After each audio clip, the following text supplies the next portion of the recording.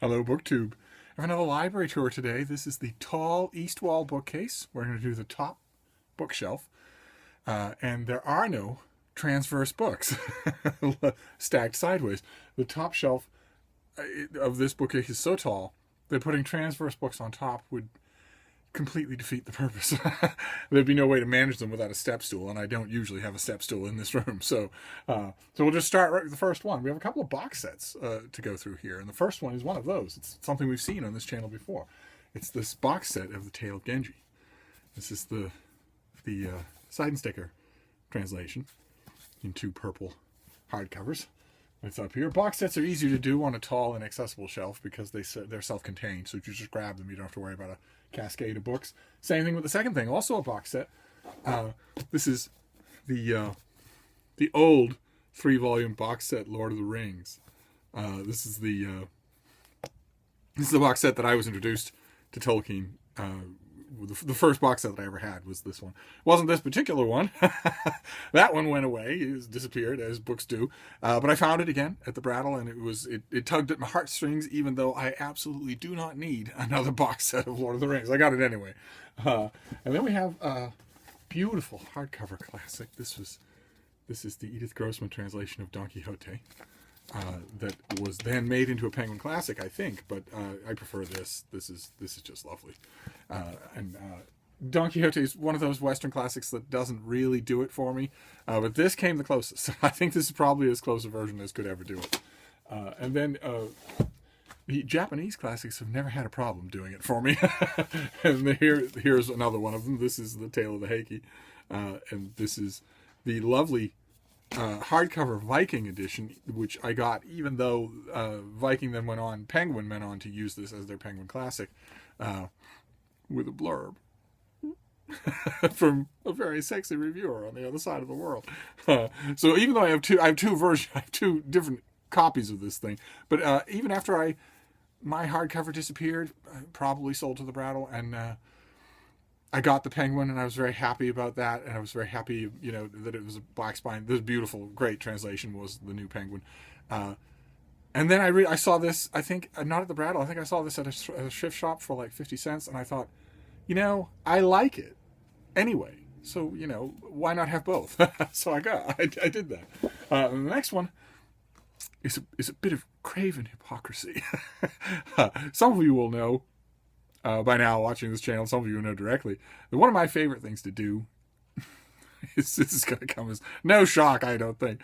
One of my favorite things to do is give people books. I love it. Finding out what kinds of things they like, and then keeping my eye out for that kind of thing, and then getting it and sending it to them. There's a definite thrill that comes from getting books in the mail. And one of my favorite kinds of people to get books for are kids. I absolutely love it, and I do it for a handful of. I do it for a lot of kids when I volunteer time, but I do it for a handful of kids personally, where even though they don't know how to read yet, I am still their personal book shopper, and they have libraries now of varying sizes, even though they can't read because of me. So I keep my eye out for such things, and this next book was going to be one of those, and then I started looking through it, and the kid inside me, who's never very far from the surface, fell in love with it and said, to heck with the rest of them. So I kept it. It's this thing. Look at how big this is. It's a gigantic dinosaur book. It's huge. It's just beautiful. It's full of artwork. Of course, it's a global view, is what the subtitle is, and it's meant to underscore that dinosaur fossils have been found everywhere. That this really was a lizard planet, a very, very short geological time frame ago. But the thing I like about it is that it's a dinosaur book that's really big. So I kept it.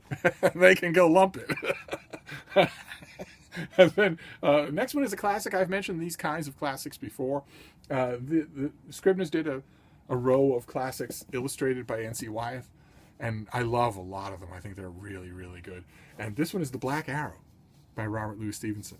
One of his second-tier novels that I think is unjustly characterized that way. I love it. I think it's fantastic. And I also, as with all my usual complaint with Stevenson, is that there are huge chunks of virtually every book of his that read to me as if no child then or now could possibly appreciate them. And this one has, let me see, this one is one of those. There are scenes in here that skitter on the edge of blasphemy, of deep perversion. A kid will like the daring do, and won't notice the others. But I think it's very much for adults. By the time Stevenson started telling interviewers that he loved writing boys' books, he was famous and wealthy for writing boys' books. I think he had a motive to lie. But one way or another. Next one is a classic. I'm afraid we're going to hit a row of classics on this bookcase after a while.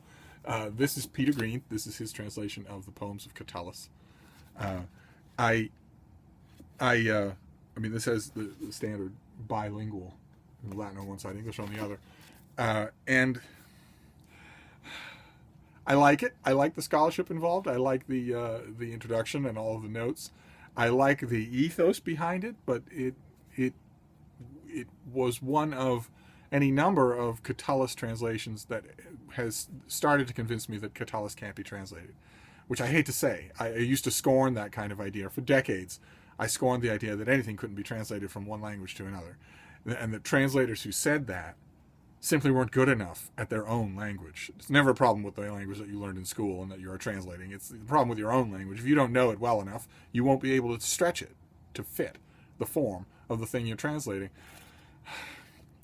And the only author who has ever made me doubt that is Catalis. I don't know why. Maybe I'm wrong. Maybe it's just that a lifelong, 175-year-old academic might not be the person to do it, no matter how good his command of English and Latin is. It might be that I just haven't found the right one. The next one is something we've seen on this channel before. I think I've swooned on it on this channel before, despite the fact that it's in this room. It's brand new. But the minute I opened it, literally the minute I opened the package, I knew it was going to come in here. And it's this. It's the illustrated Game of Thrones, which I think I've shown the illustrations here before. Look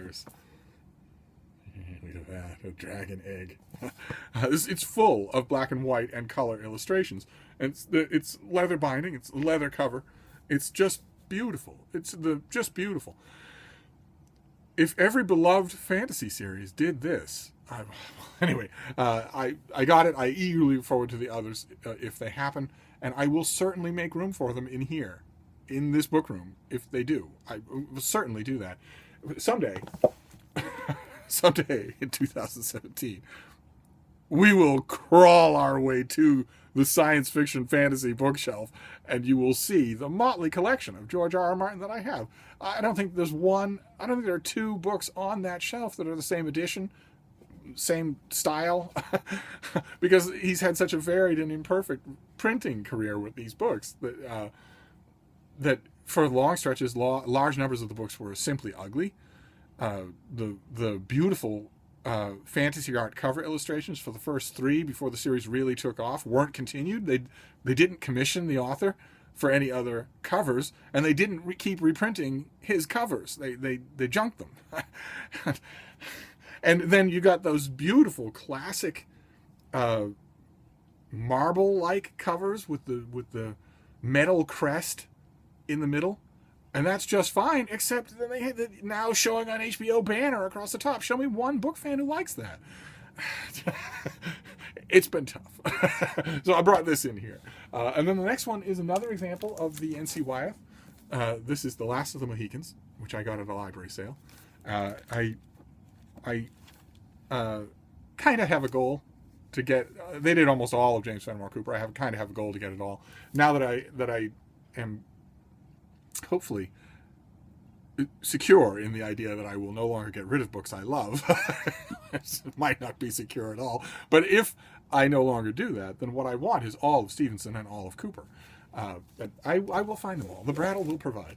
And then this is a type of book that we've seen on this channel before that I absolutely love, these old National Geographic books. This one is Greece and Rome. We've got independent articles and archaeological pictures, but you've also got their commissioned Dorcas Malorcas artwork. I just love it. they're for beginners. These things, Greece and Rome, medieval, Shakespeare's England, they're for beginners. There's nothing in here that is going to be challenging to you if you know anything about classical history. But they're lovely companion volumes to have. They really are. Maybe that's just nostalgia because I've been reading National Geographic forever. There's a bath in ancient Rome. They didn't really look like that, but that's all right. I maybe it's just part of its nostalgia, but that's all right. I still bring it down off the shelf and look through it. Look at the maps, that sort of thing. The next one, we're sticking with ancient Rome. This is let me get you. There's no dust jacket on this. This is the Georgics of Virgil, translated by John Dryden, my guy, and it's not his best work, but but it has that glorious Dryden cadence that I just love. So, and then the last thing, this is the top of the bookcase. This is another reason why there are box sets on this top shelf, because in addition to being compact and easily handleable, box sets, if they're big enough, are also bookends. And that way they double as that, and you don't have to worry about it. And that is the last book on this shelf. Let me make sure that I don't cause a catastrophe here. The last book on the shelf is an enormous box set. It's the American essay set of John Dagata, and it's what have we got here? The Next American Essay, The Making of the American Essay, and The Lost Origins of the Essay. It's his gigantic 3-volume set. I absolutely love his rabble-rousing ideas as an editor. I absolutely love them. But one of the things I do, one of the habits I have with books all throughout the apartment, is to when I read reviews of them, I clip out the reviews, I fold them, and I stick them in the book, even if I'm not going to keep it, even if I'm not going to keep the book. I have found that when I'm hunting for books at the Brattle or thrift shops or wherever, and I find that somebody has done that, I love it. I absolutely love the archaeological evidence that somebody was that involved with their books. And I also love reading the reviews, so I figure pay it forward. So I do that now myself religiously. At the end of every week, I gather all the book reviews that I have read in print form, pull them out, fold them up, and then put them in their representative books. And I followed some of the ones for this set, for the Dagata set, and one of them absolutely was a masterpiece of my profession. I have to read you a bit of it before we close. This is by William Derasevich, and this is from The Atlantic. The piece is called In Defense of Facts, and he tears this set to pieces. Just tears it to pieces. He shreds it. And he ends his review. I gotta read you this. This is a professional reviewer in full spleen. Let's see here. I fear that Dagata now commands the field, if only by dint of claiming it. No doubt one or more of his anthologies are being used as college texts, imposed on students who, in many cases, are bereft of other sources of cultural information. It kills me to think that there are going to be people walking around who believe that Socrates was an essayist because a self-important ignoramus named Dagata told them so. Honestly, can't we do better than this? So I clipped it, and in the set it goes. That's just too good not to do. And that is it. That is the first shelf that we will do of the tall east wall bookcase. And we'll move on from here. This is a big one, so get some popcorn. You'll just want to don't watch them all together. Just run them all together when we're done. Don't watch them piecemeal. You haven't earned that. And I'll see you soon, BookTube. Thank you.